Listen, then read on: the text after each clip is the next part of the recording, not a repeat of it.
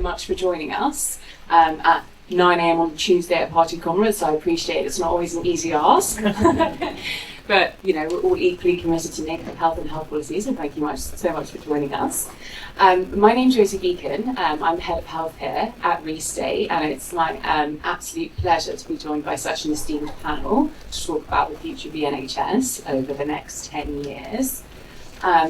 Just to give you a bit of context on Restate and our health work, we run a programme called the Reimagining Health Programme, and all of our policy work at Restate as a non-partisan think tank is predicated on the idea that the post-war public services settlement is no longer fit for purpose, and if you want to adapt public services to the needs of modern society, you need to fundamentally reimagine them. And that's what we have been seeking to do with our health programme. So it's a pleasure to talk about it in the context of the NHS for the next decade. So let me get on to introducing the panel. First, we are joined by Janet Morrison from Community Pharmacy England, who do some excellent work surrounding the importance particularly of Pharmacy First, and if you don't know, then look it up, it's a brilliant initiative.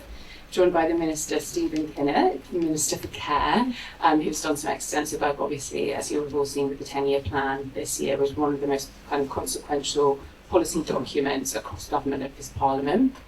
And then Sarah will know from the Chief Executive of the King's Fund, who also do some brilliant policy work that I know I certainly read a lot in my research, and I'm sure many people in this room do too. I'm really looking forward to discussing the future of neighbourhood health, and particularly indeed the role of the wider primary care ecosystem in delivering a vision for neighbourhood health.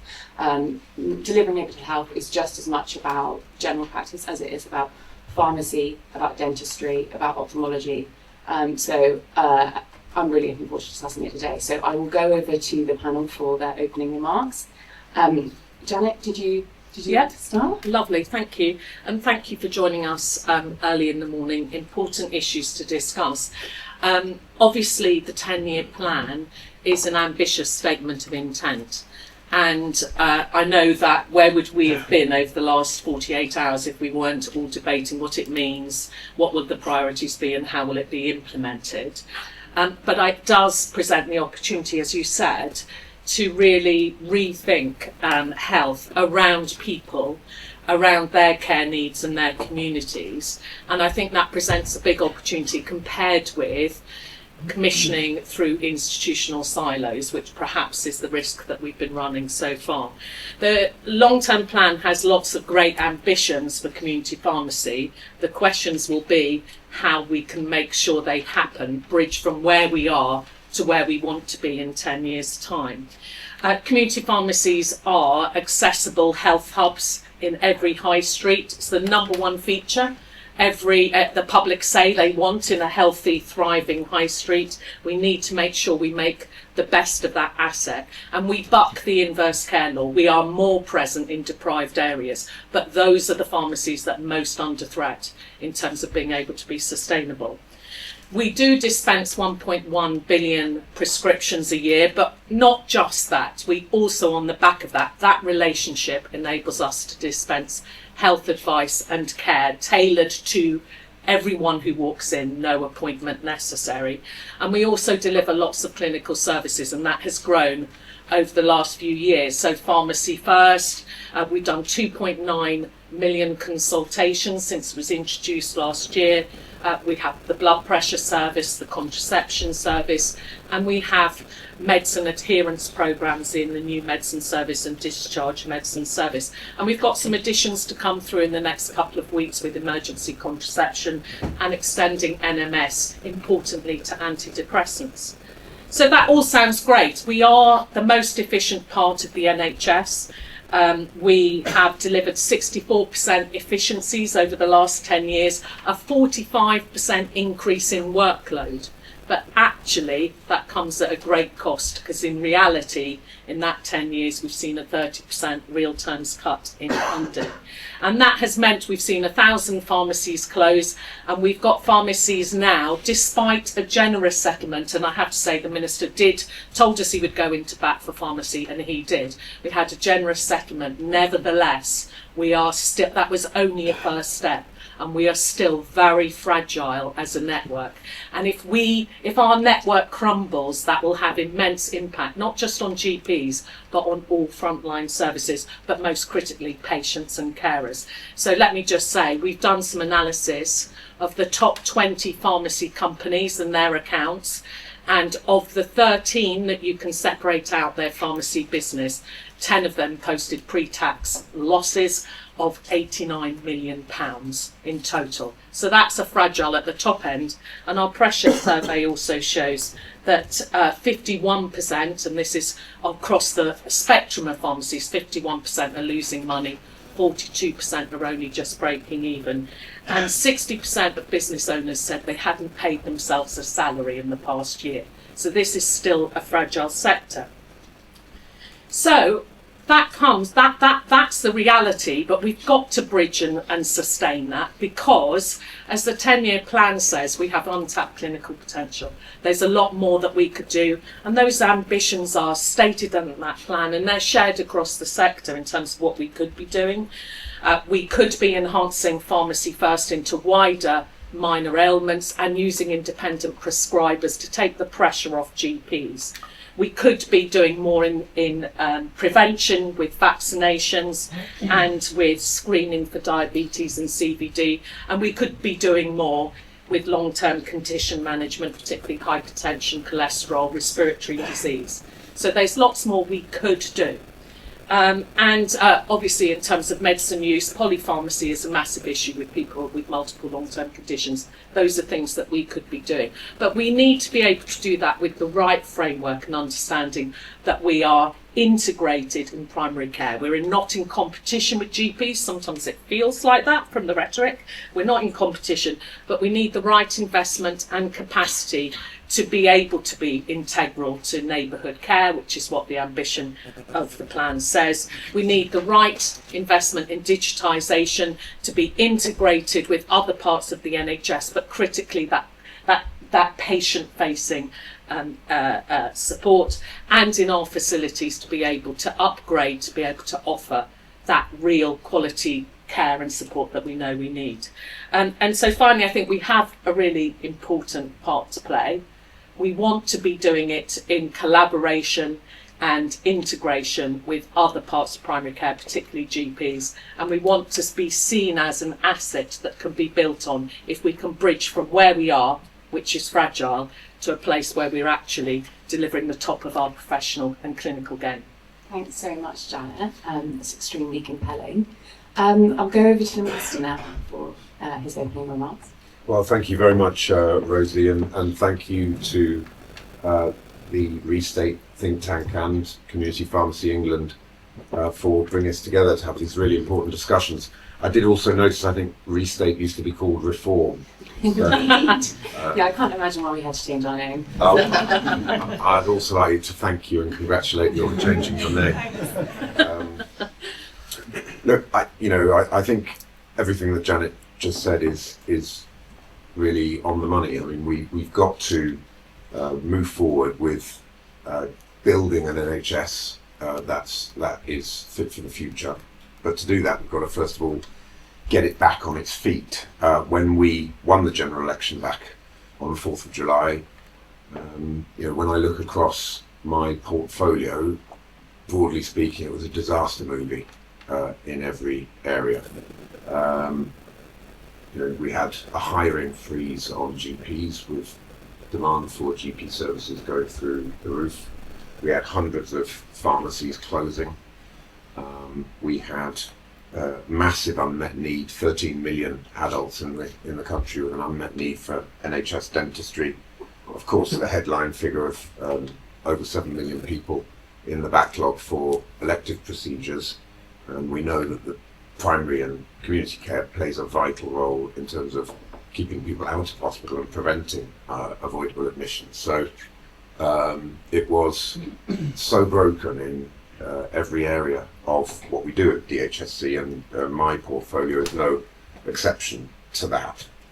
So I think we've had to put together a plan which is based on addressing, and make no apologies for the clinical analogy here, but addressing the symptoms and the causes. And first of all, it's been about just trying to address the most urgent and acute symptoms of the situation in which we find ourselves. So we said that we would hire 1,000 more GPs. We have delivered 2,000 more GPs to the front line. We said we would do 2 million more elective appointments. We've done 5 million.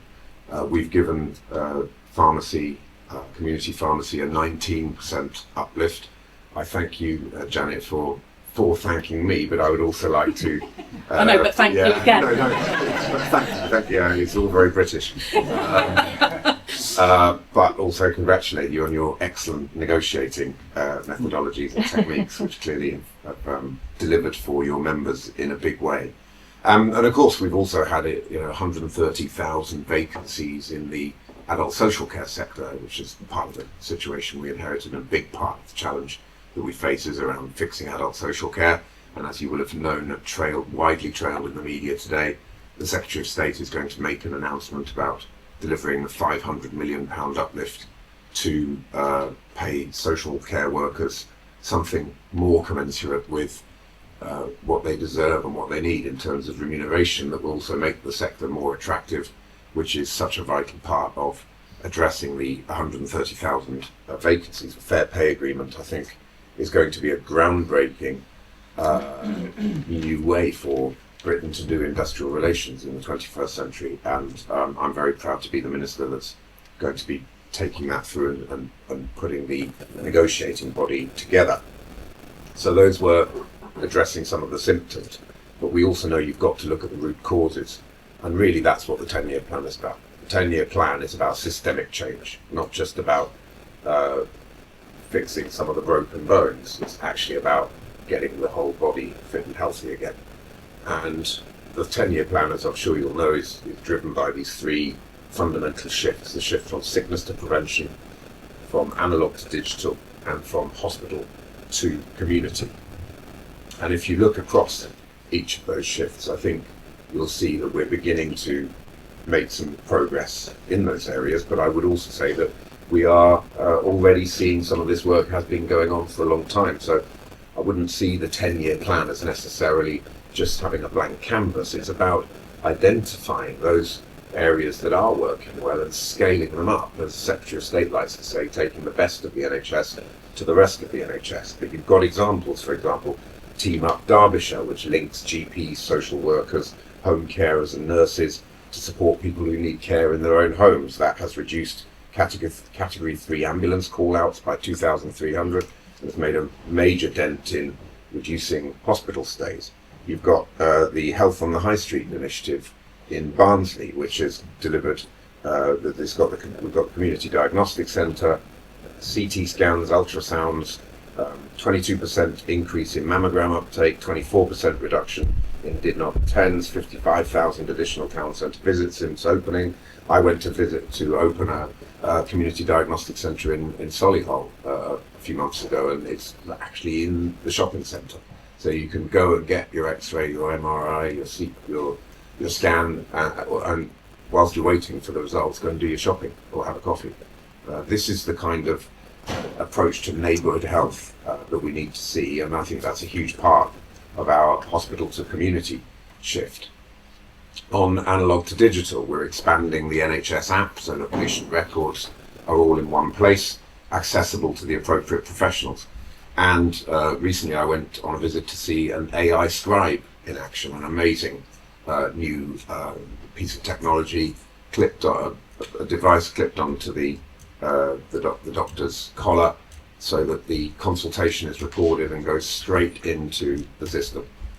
It's sort of going from Chat GPT to just Chat GP, and it's got huge potential. Also, really massively improves the engagement between the doctor and the patient, because rather than you doing, we've all been there where you sit and talk to the doctor and they're sort of looking over their shoulder so they can see what they're typing in. This is all much better engagement, and it's been shown to save something like 25% of the doctor's time in a day, taking people off admin and some of the more kind of routine and what can be demoralising tasks, and freeing people up to do more with their patients. And then, of course, on prevention, vaccinations already been mentioned, huge role there, I think and hope. going forward for community pharmacy. And we're also launching the supervised toothbrushing program, going into schools, 3 to 5-year-old kids in the most deprived areas of England. We've done a deal with Colgate Palmolive where they've given us 23 million toothbrushes and toothpastes. It's going to benefit about 600,000 kids in the poorest parts of our country. The biggest cause of 5 to 9-year-olds being admitted to hospital is to have their rotten teeth removed. And this is Britain in 2025. I mean, it's Dickensian what's happening in our country, and we will not let that stand. And anybody that wants to have the debate about the nanny state, I am absolutely ready to have that debate. So I think we will see in a couple of years the benefits of that programme.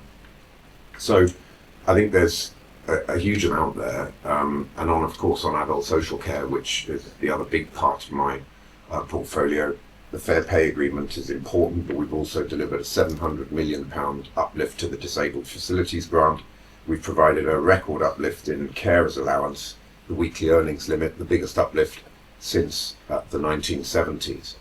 So I wanted to close though with a sort of a fourth shift, which the comms people in the department don't like me doing this very much, because there are 3 shifts, Minister Kinnock, and you can't possibly have a fourth one. But the reality is that there is one that we must make, and that is the shift from fragmentation to integration. We have to change the mindset. We have to change the culture in the way that our health and care system operates.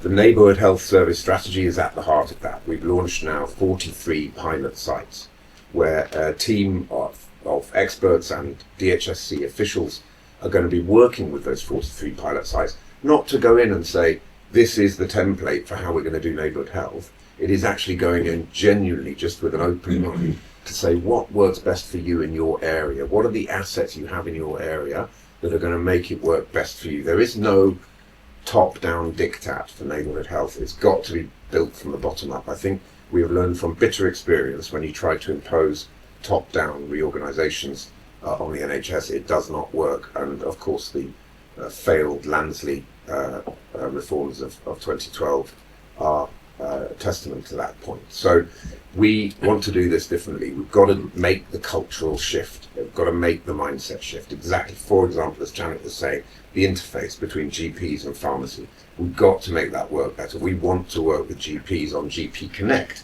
so that we can get the right infrastructure in place to make that work, enabling it through a proper analog to digital shift, but also enabling it through the shift from fragmentation to integration, the shift from competition to collaboration, the shift from, frankly, producer interest to patient interest. And that is what's going to drive our shift in terms of the neighbourhood health service. I see that primarily as first steps being that cultural mindset shift.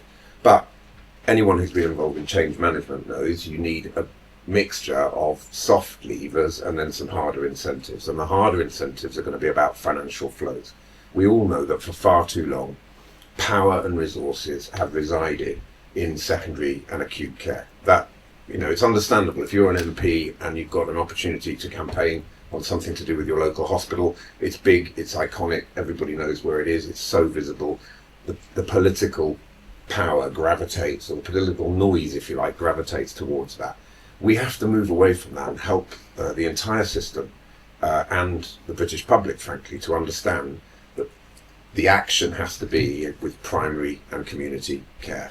Because if we don't get that right, we will just continue down the road of doubling down on the drift into secondary and acute, and never actually making this hospital to community shift and this sickness to prevention shift. And that's the only way we're actually going to address the root causes of the situation that we're in. So I hope with a combination of dealing with the immediate symptoms that confront us and addressing the root causes of the problems that we face, we can begin to build an NHS that is genuinely fit for the future. Thank you very much. Thank you so much, Minister. And it's extremely encouraging to hear of very compelling case studies. But also, I don't think there's anyone in this room that would disagree with your diagnosis of fragmentation to integration. Anyone that's trying to achieve change in the health system is often frustrated by a lack of integration between all of the different parts, particularly in neighbourhood health. Sarah, did you want to come in with some of your thoughts? Thank you. I'm delighted to be here this morning. I think the first point I want to make builds on what Minister Kinnock said. I think this time last year, the question I most frequently got asked is, what does care closer to home actually mean? And now, a year on, the question I'm most frequently getting asked is, what exactly is neighbourhood health? And so whilst I really appreciate and agree with the view that this isn't about top-down diktat and a kind of cookie-cutter approach to designing neighbourhood health services, I think people do want pictures and a roadmap and enough of a sense of what this could look like. So it's great to hear the case studies, and I think that will be a job for the government to continue to paint pictures, give a sense of direction. When I think of neighbourhood health, community pharmacy is absolutely at the heart of a neighbourhood health service, but I'm not sure it is for everyone. And so I do think there's this constant job sort of PRing community pharmacy, and this point about status and status of primary and community that underpins the shift. And that's to say, my previous job, I worked in respiratory care for a few years. Now, bearing in mind the management of respiratory, particularly chronic respiratory conditions, is 90% community-based. In terms of the discussion, the policy discussion, it was so secondary tertiary focused at kind of national level, and that speaks to this drift, this often preoccupation with secondary tertiary, that end of the pathway. But it also does speak, and it's important we name it, I think, to status. We haven't always quite valued what community pharmacy and other parts of community provision can offer. So I think that's changing. I think that has to be, we have to kind of continue on that journey. So I just secondly then want to echo Janet's point about, which I thought she made brilliantly, the criticality of community pharmacy, what that does for people in communities. It's often the first port of call, and for people living with particularly multiple chronic conditions, often the community pharmacist will be closest to where they live. It will be the strongest relationship they have, or the most frequent relationship. We often found this in respiratory pathways, and I have a child living with type 1 diabetes. Well, it's the community pharmacist that I see most frequently when I'm picking up repeat prescriptions and so on. So again, the criticality of thinking about community pharmacy as part of the neighbourhood health service. So then I just wanted to make a few not terribly glamorous points, but points about how we make this vision a reality, because I think after a year of strategising and policy development, we have a 10-year plan, and actually it's interesting, at the King's Fund we're beginning to hold events where it's sort of deep into, so now what?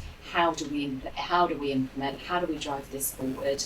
And we need to be honest, I think, about the trade-offs. We are living in a period of fiscal constraint. The 10-year plan, all 168 pages of it, is a very ambitious vision. If we're not careful and we don't do enough of the painting pictures, drawing a roadmap, it will suffer from a slight believability gap. How can we possibly deliver all of this in a pretty short time frame? So, a couple of suggestions then from a community pharmacy perspective. We, in recent research, have been looking at evaluating clinical service delivery in community pharmacy, and we have found, and I think Janet spoke to this, digital infrastructure, joined up working, sometimes is great, it is patchy, and so therefore really understanding the picture across the country, the opportunity to share best practice, and the infrastructure and the capacity needed to do some of this sort of legwork, really important. I think linked to that, the pharmacy contract should contain provision to support community pharmacists to have the capacity to participate in wider partnership working. We often find this, actually not just in community pharmacy, but more broadly in primary care. Successive reorganisations and a period of tight NHS budget settlements means that some of the capacities to support partnership working, to make the oil the wheels of how you create genuine ecosystems of care, it has been stripped out. So I think we've got to be honest about what it takes to genuinely reshape pathways, bring together different specialities, different groups of professionals to do things differently. It doesn't happen just because you write it in a plan. You've really got to consider the hard graft and the capacity needed to make it happen.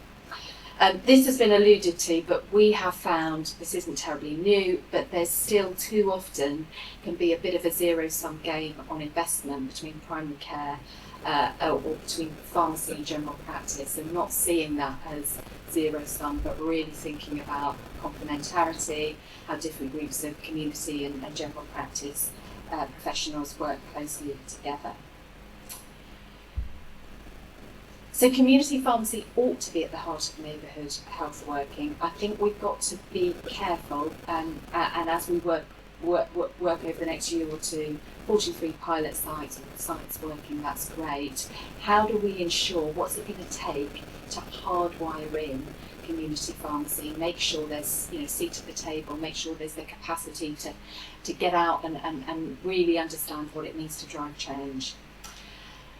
Perhaps final point, not forgetting people and patients in all of this. So when I, in my previous role, ran the national respiratory charity Asthma and Lung UK, the most frequent call we'd get on our clinical helpline was people struggling to access primary care or struggling to get through to the GP.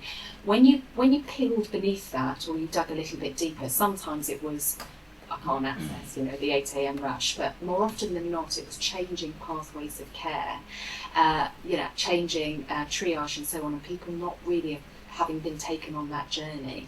So huge potential for community pharmacists to do more in the respiratory pathway. Are they being told about that? Is that being explained well enough?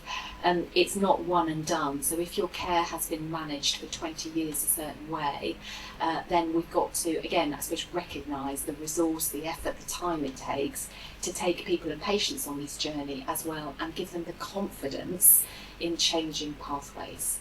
So, huge opportunity. I think we've got to be realistic now about the implementation gap. And if there is a feature of the last 20, 30 years of health service reform, it is paying more attention to developing the plan than implementing the plan. We're in the phase now of really working out what it takes to deliver some of the ambition. And I think my plea is we really understand truly what it takes to drive the sort of change we'd like to see to make community pharmacy absolutely part of and central to neighbourhood health. Great, thank you so much, Sarah. So before we open up to audience questions, I just want to abuse my privileges as chair and ask a few questions to the panel. Minister, I'll go to you first and bring in Janet and Sarah. I think it's a really interesting idea, like you say, bottom-up change and allowing communities to deliver what is right for those specific communities. But one of the tensions that's often raised in doing kind of locally based change that can conflict with a coherent national offer for neighbourhood health, primary care, community pharmacy. And obviously, some populations will have a more socioeconomically disadvantaged population, a more frail population. It makes complete sense that you tailor it to each different community. But is there a risk that this could come across as incoherent to the public, or that you would have completely different standards of care between two neighbouring localities? And what's the government thinking about how you might mitigate that? Yeah, thanks, Rosie. I think, it is an iterative process, isn't it, with change, because you have to ensure that the macro part of change is anchored in the reality of what goes on the ground. Otherwise, you're just sort of dreaming up new ideas and policies in the ivory tower of Westminster or Whitehall. But as you say, at the same time, you can't have things going on which are completely outside the central purpose and vision of what you're trying to achieve. So you've got to get that balance right. And I think it's the right first step is to go out to the coalface and gather the ideas that come back, and then iterate the process with something which is more defined and clear in terms of how people need to go forward, a framework, if you like, for how neighbourhood health should work, but a framework that is based on some real dialogue and feedback and input from the people who actually have to make it happen. I mean, in the final analysis, neighbourhood health is basically about people. We have to create multidisciplinary teams. Those multidisciplinary teams need to become the norm, not the exception. We need to create one-stop shops where a patient will rapidly have access to the GP, the pharmacist, the physio, the mental health advisor, the social prescriber, the adult social care part of all of this, the district nurse. The entire community and primary care offer needs to be brought together in an integrated way. That is a non-negotiable, and I think that is the basis for the neighbourhood health integration plan, and the 43 sites know this, and it's been very clear to them you shouldn't be applying for support for this programme unless you're signed up to those fundamental principles. How you then set up your governance to make it happen, how you set up the clinical part of the equation to deliver it, is not going to be dictated by us. Because in many ways I think they are inputs. What we are clear about is the overall vision and the outcomes that we want to see in terms of improved patient journeys, improved patient outcomes delivered by multidisciplinary teams. Those are basically the pillars of this. Now it's up to you to go off and build the rest of the house. Come back to us.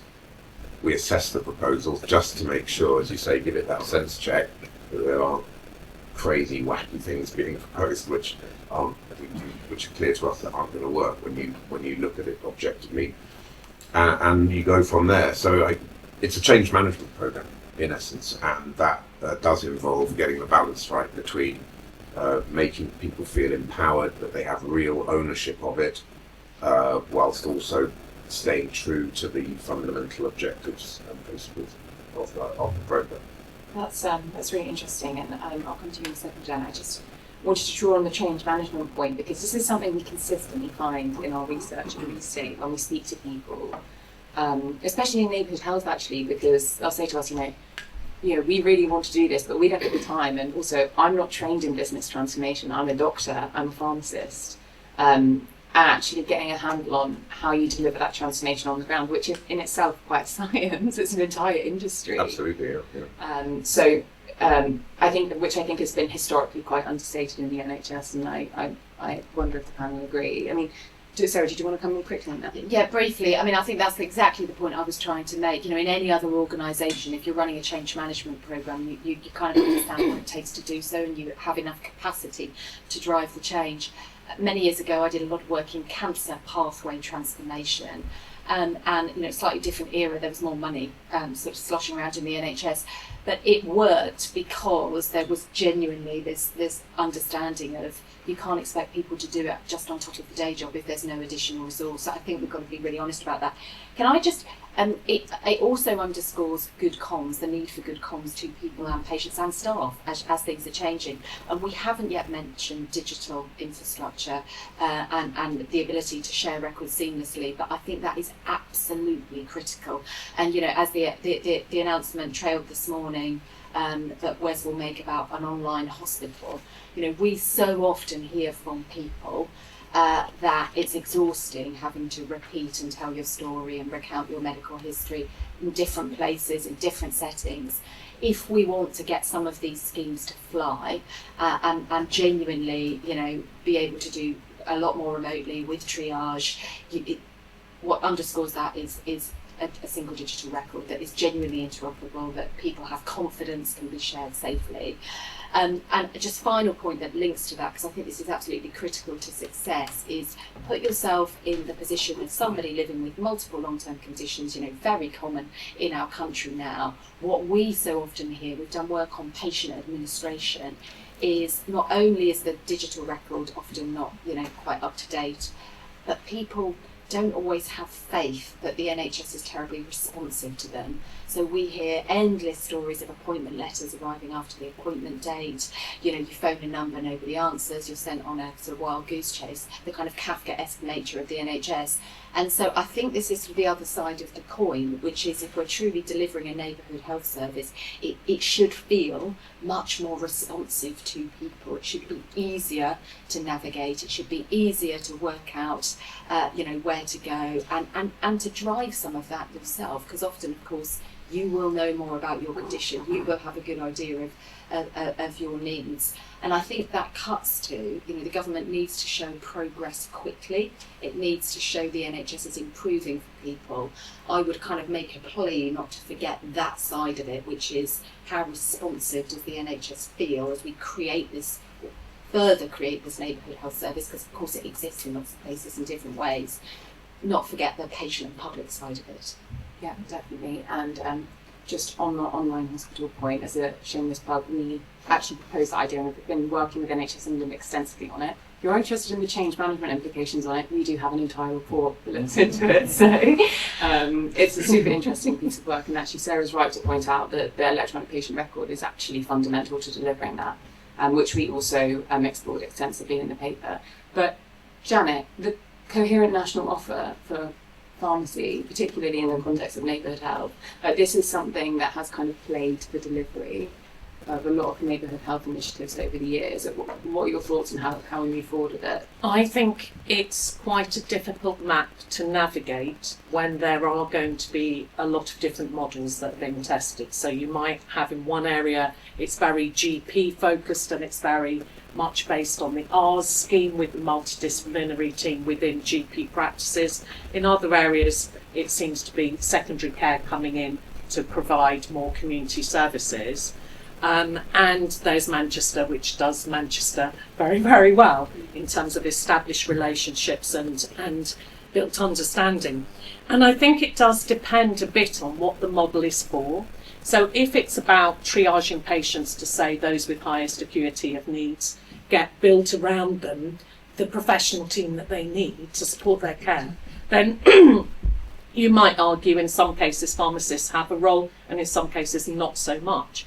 But if they're about planning, prevention, planning neighbourhood care, thinking about commissioning long-term conditions services, then fundamentally we do have to be part of that. So one part of it is a challenge. So I represent everyone from the smallest to the largest. Take Boots. I think it's quite a difficult navigation task to say how would they relate to 43 different models.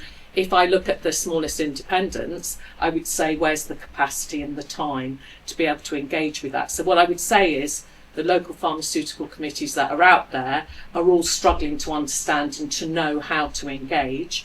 And I think we still suffer from the fact that many people think primary care are GPs, and then they say, oh, and there's pharmacy, optoms and dentists over there. And that doesn't work because, as we said, if it's patient-centric, we need to build on the relationships, the expertise and the community roots that exist already in our assets. So I think that's very challenging. But it does depend a bit on what for.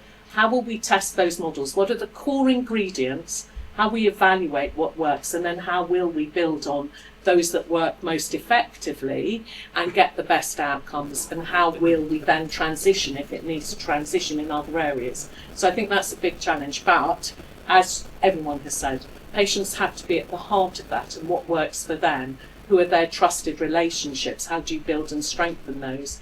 And as everyone said, that's supported by genuine multidisciplinary working. That's not about someone supervising someone else. It's about bringing expertise together. It's about change management, but it's also at the heart of it that the patient owns their record. The patient is the expert on what care they need, and that we are facilitating that so they can manage their own self-care as well as get the referrals and the support and understanding what's happening to them. Yeah, and it's you're completely right to draw attention to the fact that actually, obviously, pharmacy is made up of tons of small and large businesses, and coordinating that in a national health service can often be actually extremely logistically difficult. Thank you so much. That's really interesting. So I'm going to open up to audience questions now.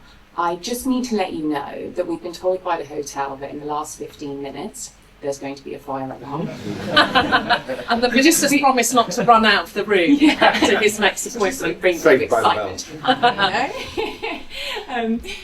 You don't actually need to leave, it's automatic. We did try and persuade them to cancel it, but they can't because it's wired into the system. It will just go off 3 times for 5 seconds. Please don't get away, there's no real fire. We actually haven't set the building on fire. But yeah, it will pass at some point over the next 20 minutes. Sorry about that. Such is the logistics of hosting panels in hotels, maybe. Anyway, questions. I'll take it in groups of 3 because I assume there will probably be quite a few. I'll go for this gentleman at the front, this lady on the left, and this gentleman here. We don't have a roving mic, so just tell us your name and where you're from. So my name is Olivier Picard. I'm the chair of the National Pharmacy Association. We represent independent community pharmacies. I really have 2 questions, but I'm going to make 1 question and 1 remark. The first one is, at the same time as the minister tell us that we got a big uplift earlier this year, there was an independent economic analysis that was, told a story of clear underfunding in community pharmacy, and I appreciate the 19% that was offered to pharmacy earlier this year, but this was only, as Janet said, a step in the right direction, and I'd like to think that we're going to see further steps going forward. But in terms of my question, it's slightly different because I'm an independent prescriber, and the minister talked about integration, and I'm in my pharmacy and I can prescribe, but I don't have access to an NHS budget. I don't have access to the patient record in the way that I should. And therefore, when a patient is faced with a tricky situation, whether there's a drug shortage or anything like this, what I have to do is send the patient back to the GP for them to sort it out. And what happened then? The GP calls me and says, what do you have on the shelf? What should I prescribe? So, forgive me for saying this, but once we've sorted the funding, can we then sort out this integration so I can use my greater skill as a pharmacist and offer clinical services from my community pharmacy? Great, thank you so much. And this lady here, yes? Yeah, Melissa, you talked about cultural changes, which is absolutely, by the way, I'm Dr. Leila Hamdek, I'm from the Independent Pharmacists Association. You talked about cultural changes, and it absolutely makes sense. We've talked about it for ages, and multidisciplinary working. One of the barriers to the cultural change is when all healthcare professionals are having to compete for the same pot of money. So take flu vaccination, for example. GPs, pharmacists are kind of in a position where they are having to compete with each other for patients. How are we going to be overcoming those cultural changes when the biggest glaring obvious barrier is this, when healthcare professionals have to really go into fight with each other to get the relevant funding? Thank you so much. And this gentleman here. Hi, my name's Will. I'm from Big Health. We're a UK SME that develops digital medicines. Those are health apps that undergo the same level of rigour that pharmaceuticals do, RCTs, NHRA, NICE, that deliver psychological treatment. Probably best known for Sleepio, which is the world's only digital medicine recommended by NICE and cleared by the FDA. My question is, what is the role of community pharmacy in helping to offer patients the non-pharmacological option when that is the most appropriate? And how is the government thinking about digital medicines in that regard? Great, thank you. So I think I'll go to the Minister first, particularly on healthcare professionals competing for the same pot of money. And I suppose also linked to your question around integration. I suppose both of them are about kind of integration problems, but in kind of completely different ways. If you wanted to come in and then bring it. Yeah, thank you very much, Rosie. Olivier, you are right that there is a clear funding shortfall.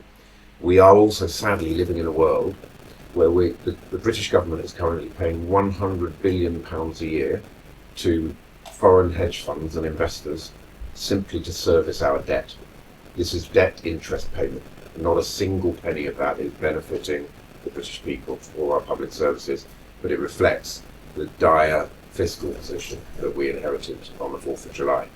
As a result of that, there are, whilst the Chancellor took some very tough decisions in the budget, particularly around employers' national insurance contributions, which I'm sure there are many people in this room are profoundly unhappy about those as well. But as a result of those decisions, that is what generated the £29 billion that we were able to invest into our NHS, which of course the 19% uplift for community pharmacy was a big part of that, but we are nevertheless left in a position where we are paying more than our entire education budget simply to service the interest on the national debt. So we have to bear that in mind as, I think, really important context in terms of the fiscal position, also around this coming spending review. We are absolutely committed to independent prescribing. We need to make it happen. As you rightly point out, I think there are obstacles and blockages in the system. I think some of that is about the culture and mindset. My view, that sort of probably one of the top priorities in terms of the fragmentation to integration shift that we need to make is around the interface between GPs and pharmacy. There's so many missed opportunities happening there. GP Connect is a big stumbling block. I will be absolutely frank with you, I am deeply disappointed by the decision of the GPCE, the GPs Committee of the BMA, to re-enter dispute with the government over online appointments and around GP Connect. On the former, it's a bit of a digression, but I simply don't see how you can take a position that is justifiable in the eyes of the British public around saying that we're going to go into an industrial dispute with the government because they're trying to make us be more available for appointments from 8 a.m. to 6:30 p.m. So we are safe by the bell. That's probably the GPC listening. Oh, they can't be that powerful. You'd be surprised. So it simply doesn't make sense to me. We're mystified by what's going on there, but that's, I think, probably the story for a conversation for another day. But the GP Connect piece as well, we need to make that happen, and we still haven't fully understood what the GPC's problem is with GP Connect. If there is something we can do legally to help to give GPs the assurance that they're asking for around sharing patient records, we will do it. If there is something around culture change that we can help with to make GPs feel that kind of trust and interacting with pharmacy in the way that they should be, we are there, we stand ready to help. Why that should be a cause for re-entering a dispute is absolutely beyond me, but there we are. So we're working as hard as we possibly can on that, and at some point we're going to have to just find ways of driving that forward, because I think GP Connect is now one of the biggest obstacles to making independent prescribing work. Leila, you're absolutely right to point to financial flows as a big challenge, and in my earlier remarks I did allude to the point that change management always needs to be a combination of soft levers and then something which is a little bit more hard-edged. And the hard-edged piece on this is, how are we going to reform financial flows? So we do actually have a number of ICBs across the country that are now trialling new ways of doing these financial flows so that the money stays where it should be in the system. What I mean by that is, we are currently living in a world where when savings are generated because of all the excellent work that's going on in primary care and community care, where do those savings go? They get spirited away back into the centre, often back into the trust, back into secondary and acute. That is not left shift, that is rightward drift. So we are now trialling and experimenting with new ways of doing financial flows, so that when savings are generated in community and primary care, they stay in community and primary care, they get reinvested in community and primary care. So a really big part of the neighbourhood health implementation programme is going to be some of those harder levers around how we want the financial flows to work. At your point and Olivia's point were clearly linked, which is around the quantum, the overall amount of money. I am being very honest and straight with you now. That the 19% uplift is not going to be something that we can keep doing going forward. The quantum will be what the quantum is. The financial envelope that we get, the financial envelope that we're going to get, we're still working through the final discussions around exactly what the financial envelope I'm going to get for each part of my portfolio. But once we have it, we have it. There's no changing the envelope. It's then about how we spend the money smartly, how we invest it smartly to deliver the purpose of the 10-year plan. And that's, I think, where I hope we can have some really good and productive discussions with pharmacy around how can we ensure that those financial flows work in the new world. Great, thank you. I think I'll be. Oh, sorry, it's back to you. Well, I think Will's question. You're probably better placed to answer Will's question. I'm not trying to do your job for you. But Janet, would you like to answer this question? Well, I'll just briefly comment on some of those things. Look, there is a reform agenda for the NHS, and part of that needs to be using the skills of independent prescribers, not just Olivier, but all of the pharmacy students who are going to be leaving pharmacy school next year who are going to be qualified as the independent prescribers. We need to streamline that. The department doing a consultation on pharmacist flexibilities. We've done a report on that and we've already submitted that to the department. And I think that's where actually ministers can make a big difference, is to push at some of those institutional blocks to say, actually, there's more we could do to stop people being bounding, as you said, back and forwards. So I think that's important reform, and we'll be pushing on that with the minister. And don't you worry, we have very honest and open conversations about the challenges we face, the gap in funding. We're very clear and straightforward about that. But on the GP and community pharmacy issue, we should be doing exactly the same thing, which is supporting patients at the right place at the right time to the top of our professional clinical game. And we're not being able to do that. We get paid less for doing exactly the same flu and COVID vaccinations as GPs do. That doesn't make sense, and we shouldn't be competing for their footfall, because there are plenty of people who are not getting diagnosed with serious conditions that need treatment.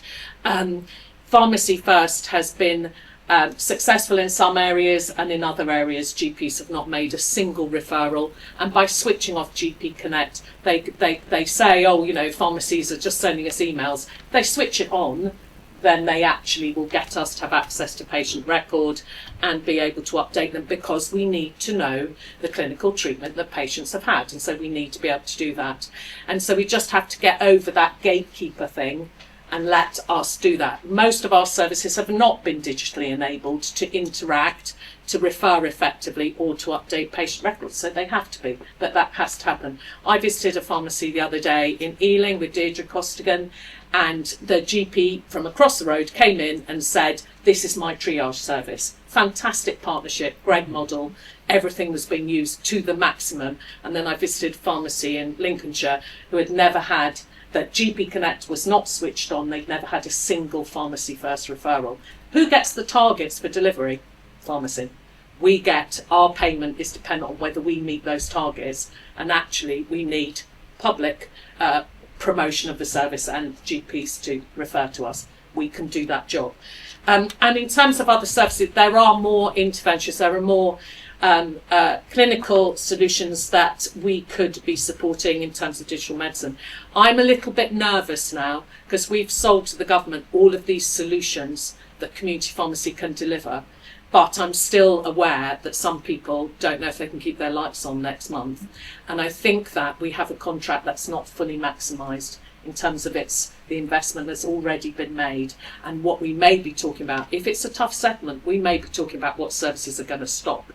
So I'm kind of nervous now. We can't oversell the capacity of the sector to be able to deliver more and more new services if we just don't have the core resource to stay open. Yeah, thanks, Janet. Sarah, did you want to come in on any of the... Maybe there's just one quick point to make, and it's back to culture, because we published a report last year, Making Care Closer to Home a Reality, and we talked about the fact that actually successive governments over the last 30 years have had this vision of essentially neighbourhood health now, but care closer to home, and it hasn't wholesale happened. Why? What are the barriers? And we've talked about what's done, that despite the vision, the money's gone in the opposite direction. The proportion of NHS budget spent in secondary acute has actually increased. So it's really good to hear, piloting work to change financial flows as one example. But we did come back to kind of cultural barriers, both between professional groups and then, to say it again, status. And so how do you get past that? Well, we talked about the fact that people should be spending as part of training time in community settings, different community settings, so that they understand opportunities to work in different parts of the community. You know, it often breaks down these kind of different professional barriers if you see and if you share. And there are other ways you can kind of get at naming and then trying to get past those cultural barriers as well. You know, often in the community, actually, people are holding more risk. Healthcare professionals are holding more risk, but yet it tends to have lower status. So just wanted to come back on that point. I think it's real. I think the kind of zero-sum game between different healthcare professionals in the community doesn't help. Yeah, I think that's a really good point, and I really recommend Making Care Close to Home. It's a really, really good read. And actually also in some of our work on hospitals, we've been looking at how you bring in the kind of rotations with the community into hospital training as well, and not just with doctors but also with nurses, because especially with complex long-term conditions they will be attending the hospital too. You often have to bring in specialists in the hospital setting, so that's also an interesting and evolving area of policy. So we've got 5 minutes left. I will take one more round of questions. I'll go to this gentleman on the front, this lady, and then the gentleman on the back of the left. Yes. Thank you, great conversation. Matt Currell, I'm CEO of the Czech Community Health and Eye Care. So we have 30 odd hospitals around the country doing outpatient surgery, ophthalmology, gastroenterology, and teeth dermatology. Question probably to the Minister, but for the panel. Thank you for your conversation on financial flows. I think that makes complete sense. And Sarah, to your point around making actionable change management, my question is more around, is there any thinking around mandating referrals and usage of community infrastructure? Because whether you look at community pharmacy, independent sector GPs, independent sector providers doing secondary care, in many times those organisations have already invested the capital in digitisation, they've already invested the capital in state-of-the-art facilities, but are hugely underutilised, but just don't have the referral pull. So like the neighbourhood health initiatives are mandating / forcing financial flow change to the community, is there any thoughts of mandating or triaging flow of patients to the community so that an already existing capacity in the community is fully utilised? Thanks so much. And Susan here. Hi, thank you. I'm Catherine Marsden. I'm the Chief Executive at Sky, the Social Care Institute for Excellence. So, Minister, I'm very grateful to hear you mention social care a few times in your opening speech, and also recognise your point about potentially top-down changes don't always work. However, I do think that there's a risk, because within the 10-year health plan and the neighbourhood plans, I would argue that social care is perhaps more implicit than explicit, and there is a risk that with the timing of the 10-year health plan, the timing of the Casey Commission, actually you could end up in reinforcing silos rather than integration. And I think if we come back to community pharmacy, etc., a huge majority of people that are receiving long-term medication for long-term conditions, the only way they manage to take their medication correctly is by the involvement of social care, whether that be voluntary or statutory sector. You quite simply, and I know that you've heard this before because I've said it before, you quite simply won't achieve your hospital to home ambition without genuine, serious changes to social care and investment in social care that are working at the right time with the changes to the health plan and your neighbourhood plans to make sure it all comes together and we really enforce that integration. I just wanted to get your thoughts on that. Thank you, Catherine. I'm sure you'll echo your sentiments there. And that gentleman, Pat? John Dickinson Lilly at HFT, the Learning Disability Charity. 85% of providers said that local authority uplift failed to enable providers to meet national living wage increases, with 29% operating in deficit. Obviously, we've got a trailed announcement, which is very exciting, and thank you for mentioning social comments earlier. But delivering a fair pay agreement with social care is really critical, particularly when we're in the area of learning disability and disability. So it's great to get the Minister's thoughts on that, and particularly around engaging and consulting with people in the sector. And the other thing I would just say, in the context of the neighbourhood health strategy, accessibility is really important. I'm blind, I work with learning disabled people. Disability is the thing that gets forgotten in digital infrastructure, always. So please do look at the NHS Constitution, and obligations under the Equality Act, which require digital accessibility to be accessible to disabled people. Thanks, that's a really important point. Thank you. Like I said, we haven't got that much time left, so if the panel could keep their responses quite short, but 3 really excellent questions. Minister McGleeson first. Thanks very much. Yeah, I'll try and be as quick as possible. I think it's a bit of a tricky one on the mandating thing, because we do want to ensure that ICBs are empowered to do their commissioning. And I think our job is to support ICBs in being more strategic in the way that they commission. And in a way, that also goes for the way that we set up the Neighbourhood Health Service. It's about how do we get that strategic approach which brings all the key stakeholders together, and then you're thinking really carefully about where you want to push your finances and where you want to push your patients. So the triaging of patients, and the flows of patients along with the flows of money, the thing that the stake in the ground, the non-negotiable now, is the 10-year plan. And that is, I hope, a very clear signal of the government's policy intent. The job of the ICBs is to turn that policy intent into an operational plan, and to deliver that operational plan. We don't see it as our job to micromanage too much the way they do that. We're confident, we hope anyway, that they will very clearly understand where we want to go, which is the shift from hospital to community, sickness to prevention, analog to digital, and the whole piece around from fragmentation to integration. We hope that will be enough of a signal to them so that when they do think about the flows of patients, the flows of the finances, it is all being driven by that.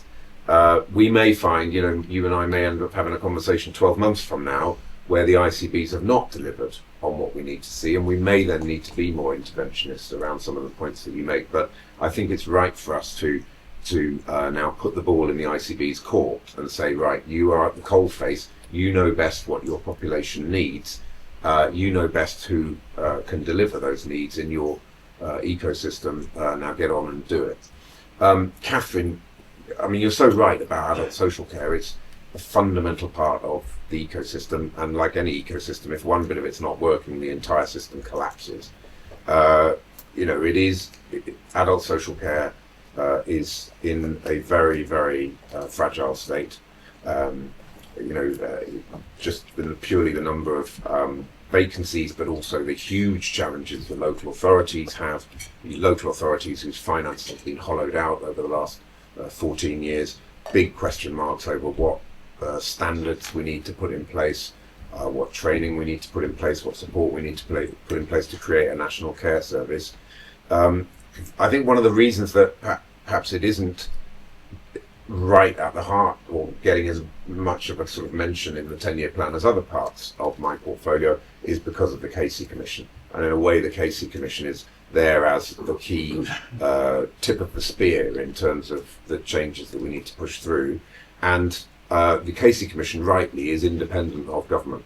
I meet and speak with Louise on a fairly regular basis, but I'm very clear that it's not my job to sort of micromanage what she's doing. She has to have that independence, otherwise the whole thing will not work, particularly because we've seen adult social care being weaponised for narrow party political reasons for many years, and the Labour Party is just as guilty as any other party of doing that. So we have to build that cross-party consensus, particularly on the funding of adult social care going into the future. But you are absolutely right that if we don't fix it, but we're not sitting back on our hands and waiting for Casey. We have actually brought forward a whole range of things, like the uplift to the disabled facilities grant, like what we've done on unpaid carers, like what we're doing on delegation to enable care workers to do more. I've been really pleased with the digital update, the single patient record for adult social care. I think something like 75% of care workers now have access to that, and we've pledged to make it 100% by the end of this Parliament. So we are moving forward. Also, the kite mark for care tech, which is a really important way of making sure there's real trust in the system for care tech.